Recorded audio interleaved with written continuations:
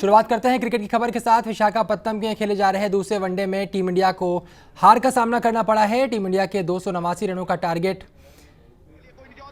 का पीछा करते हुए इंडीज ने यह स्कोर 8 विकेट के नुकसान पर ही हासिल कर दूसरे वनडे में 2 विकेट से शानदार जीत दर्ज की। इस जीत के साथ ही 3 वनडे मैचों की यह सीरीज 1-1 से बराबरी पर आ गई है। इंडीज की बात करें तो इस मैच में जीत के हीरो कप्तान डेरेन रहे। इसके अलावा समी ने आखिर तक नॉट आउट रहते हुए 63 रन बनाए, जबकि सिमंस 65 रन की अहम पारी सिमंस ने खेली ये पारी। वहीं इससे पहले टॉस हारकर पहले बल्लेबाजी करने उतरी टीम इंडिया 50 ओवर बल्लेबाजी कर 7 विकेट के नुकसान पर 288 रन बनाने में कामयाब हुई, जो कि भारत की जीत के लिए नाकाफी साबित रहे। भारत की ओर से दूसरे वनडे में ओपनर्स ने कुछ खास कमाल नहीं दिखाया, लेकिन सीरीज में लगातार दूसरी बार विराट का जलवा देखने को मिला। हालांकि विराट कोहली 99 रन पर आउट हो गए और अपने 18वें शतक से चूक गए। गेंदबाजी में इंडीज के लिए रवि रामपाल का जलवा देखने को मिला। रामपाल ने 4 भारतीय बल्लेबाजों को अपना शिकार बनाया।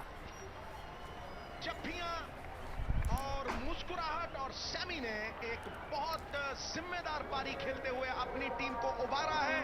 और तो इस पूरे मैच पर चर्चा करने के लिए हमारे सहयोगी दीपांशु हमारे साथ जुड़ रहे हैं। Deepanshu, team India over confidence में थी, लगातार जीत के घोड़े पर सवार थी और कहीं ना कहीं चूक हो गई। खासकर बॉलिंग की बात करें तो ओस ने थोड़ी सी परेशानी जरूर पैदा की यहां पर, लेकिन बॉलिंग में कुछ कमी जरूर रह गई। कॉम्बिनेशन के बारे में आप क्या कहेंगे? 3 फास्ट बॉलर लिए गए थे, 2 स्पिनर्स लिए गए थे। क्या स्पिनर्स एक बढ़ाते तो फायदा हो सकता था?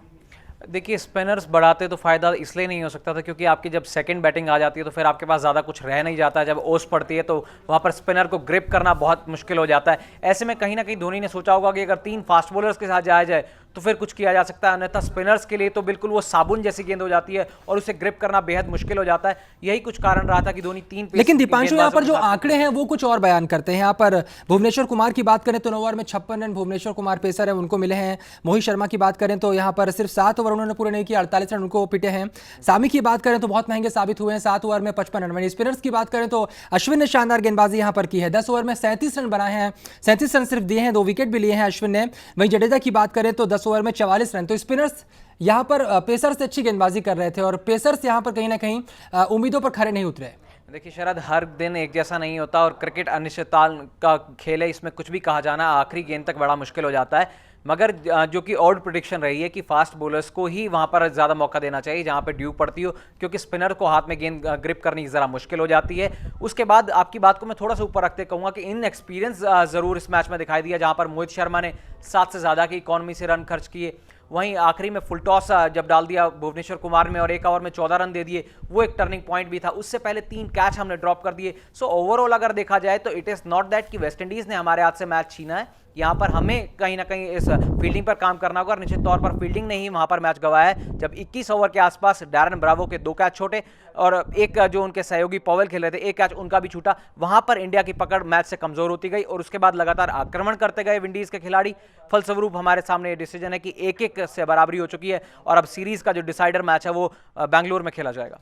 बिल्कुल, यहाँ पर सिमंस की तारीफ भी करनी होगी, इस तरह से बल्लेबाजी सिमंस ने की। इसके अलावा बात करें अगर तो सैमी ने भी बहुत अच्छी बल्लेबाजी की और आखिर तक डटे रहे और मैच जिता कर गए। वेस्ट इंडीज़ की ओर से जब गेल चले गए थे ऐसे में लग रहा था कि बैटिंग लाइन थोड़ी सी और कमज़ोर हो गई है, लेकिन इन बल्लेबाजों ने साबित कर दिया कि वेस्ट इंडीज़ को हल्के में आप नहीं ले सकते।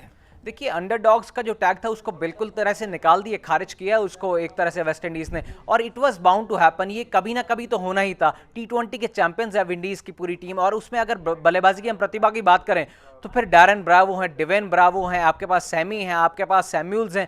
जब इस तरह के खिलाड़ी किसी भी टीम में होंगे, ये विध्वंसक खिलाड़ी हैं और ग्राउंड के बाहर लंबे लंबे छक्के मारने के लिए मशहूर रहते हैं। जिस दिन भी इनका बल्ला चलना था तो ये तय था कि ये 200 से अधिक रन बनाएंगे और वही कुछ हमारे सामने हुआ। 290 का जो टारगेट था, एक समय लग रहा था कि वेस्ट इंडीज़ नहीं बना पाएगी जब अर्ली इनको शुरुआत में ही झटका लग गया था, मगर उसके बाद तारीफ करनी होगी डिवेन ब्रावो की, जिस तरह से उन्होंने पारी को ग्राफ्ट किया। उसके साथ डैरन ब्रावो ने 50 रनों की यहाँ पर पारी खेली। न सिर्फ इतना बल्कि सिमंस ने यहाँ पर 62 रनों की पारी खेली और अंत में आते आते डैरन सैमी ने जिस तरह से कन्विंसिंग तरीके से मैच को खत्म किया, वो अपने आप में उनको दर्शाता है कि जो प्रतिभा की कहीं ना कहीं कमी नहीं है और वो मैच फिनिशर के तौर पर जाने जाते हैं। उसी की इमेज को उन्होंने खराब। सबसे खास बात यह रही कि विंडीज जो उतरी वो एक टीम की तरह उतरी और एक टीम की जीत भी हुई।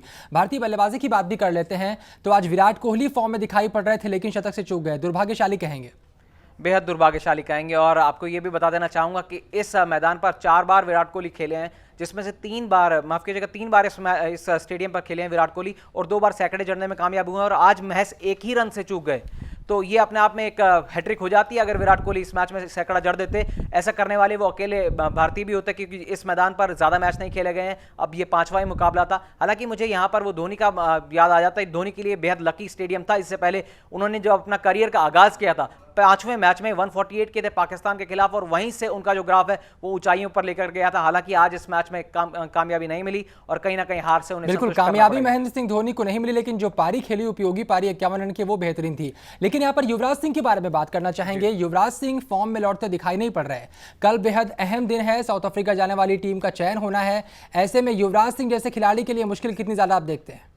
देखिए, टच में लग रहे थे आज युवराज सिंह। जिस तरह से उनका फॉलो थ्रू था, वो उससे भी लग रहा था कि आज कुछ अच्छी पारी खेल सकते हैं, मगर एक बार फिर वही देखने को मिला। शॉर्ट बॉल आई और इंड्यूस हो गए ड्राइव करने के लिए लेग साइड में, और छक्का मारने के लिए जा रहे थे, वहां पर मिड विकेट पर कैच कर लिए गए। सो थोड़ा सा जो है वो ऐसा लग रहा था कि बहुत ज्यादा एग्रेसिव होना चाह रहे हैं और प्रहार करना चाह रहे हैं विंडीज गेंदबाजों पर। ऐसा होता नहीं, जब आप आउट ऑफ फॉर्म है तो आपको संघर्ष करना पड़ता है, और शायद उसके लिए तैयार नहीं थे युवराज सिंह। उसका ही उनको खामियाजा भुगतना पड़ा। और अब जैसे कि आपने कहा कि कल टीम का सिलेक्शन है, चयन होना है मुंबई में संदीप पाटिल एंड कंपनी के द्वारा। सो कहीं ना कहीं उन पर प्रश्न चिन्ह लगे होंगे। और दक्षिण अफ्रीका युवराज सिंह का प्रश्न है, लेकिन कल के चयन की बात करें तो गेंदबाज भी कुछ यहां पर हैं जो लगातार प्रदर्शन कर रहे हैं। कुछ गेंदबाज टीम के अंदर जो प्रदर्शन नहीं कर पा रहे हैं। ऐसे में जहीर खान, उमेश यादव जैसे खिलाड़ियों की बात करें, ईशांत शर्मा की बात करें, अमित मिश्रा की बात करें, गंभीर की बात करें, गंभीर अच्छा इस वक्त खेल रहे हैं, बल्लेबाजी की बात करें, अच्छी पारियां कुछ घरेलू क्रिकेट में खेली हैं, तो इन पर भी नजर रहेगी। गंभीर ने निश्चित तौर पर कल जो सिलेक्टर्स को है वो नॉक कर दिया डोर पर कि I am there and there about always. 153 रनों की उन्होंने पारी खेली है, उससे पहले भी 2 अर्धशतक जड़ चुके हैं। सो वो तो लगातार अब दरवाजे पे डोर कर ही रहे हैं कि मैं यहाँ पर आ चुका हूँ और मुझे दक्षिण अफ्रीका के लिए मौका दिया जाना चाहिए। अगर बाकी गेंदबाजों की बात की जाए, ईशांत शर्मा लेह में लौट चुके हैं हरियाणा के खिलाफ 5 विकेटें लेकर के। उसके अलावा भी कई गेंदबाज हैं जिनका जो असमंजस में स्थिति फंसी हुई है, जैसे हरभजन सिंह। असमंजस की स्थिति है, हरभजन सिंह का क्या होगा, युवराज सिंह का क्या होगा। इसके अलावा ईशान की बात की जाए तो अच्छा प्रदर्शन कर रहे हैं। गंभीर ने भी नॉक कर दिया है, जिस तरह की पारी 153 रन की खेली है कि हाँ वो भी फॉर्म में लौट आए हैं। कल आज के मैच के रिजल्ट के बाद अब कल सिलेक्टर्स साउथ अफ्रीका के खिलाड़ियों को लेकर जाते हैं, इस पर नजर रहेगी। लेकिन अब टीम इंडिया को कहीं ना कहीं तीसरे मैच में और सीरीज के आखिरी मैच में दमदार प्रदर्शन करना होगा, ताकि लगातार जो जीत की उनकी गाड़ी है वो आगे बढ़ती रहे, जो जीत का रथ है वो रुके ना। दीपांशु, इस पूरी जानकारी के लिए, इस पूरी चर्चा के लिए आपका बहुत बहुत शुक्रिया। वक्त फिलहाल छोटे से ब्रेक का है, ब्रेक के बाद भी खबरों का सफर जारी है।